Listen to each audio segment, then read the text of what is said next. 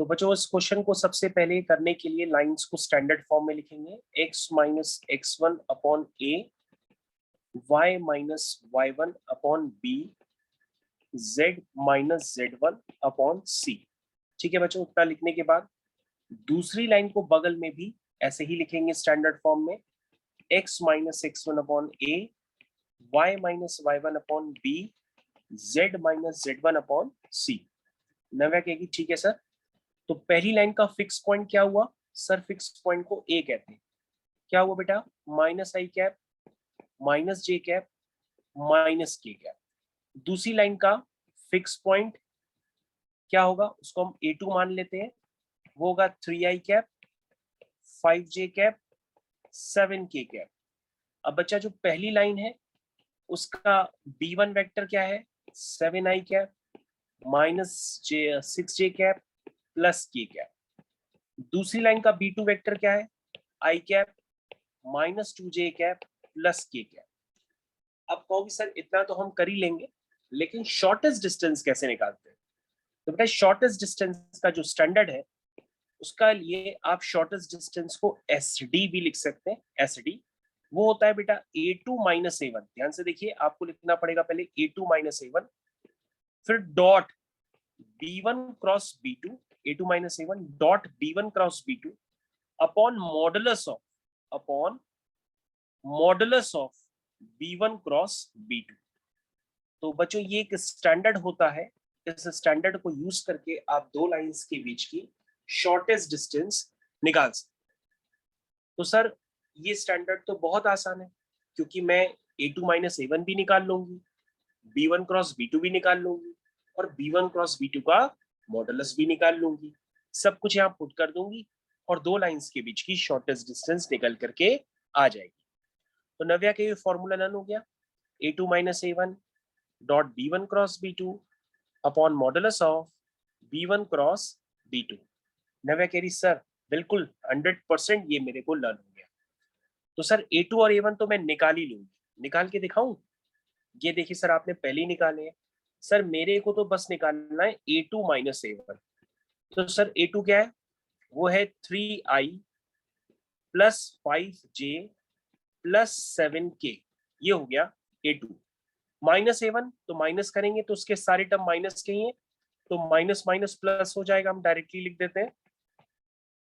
तो ये हो गया बेटा 4i plus 6j plus 8k। ये हो गया A2 माइनस A1।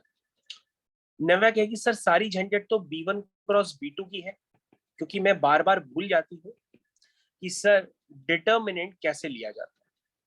लेकिन मैं सर हिम्मत नहीं हारूंगी और आपको डिटर्मिनेंट इस बार पूरा करके बताऊंगी।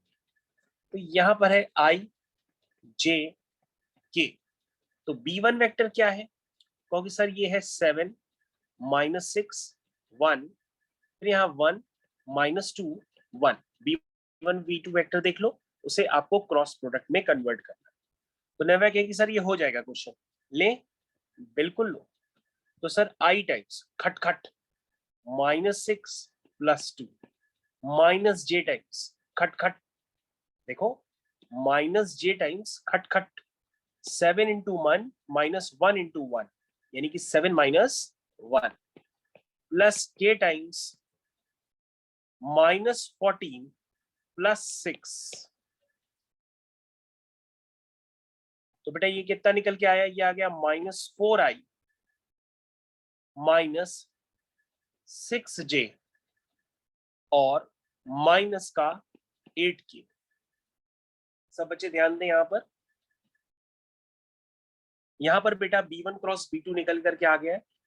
और अगर B1 क्रॉस B2 आ गया है तो नव्या बहुत जल्दी से बताएगी कि B1 क्रॉस B2 का मॉडुलस क्या है। कहोगी सर 4 का स्क्वायर 6 का स्क्वायर 8 का स्क्वायर।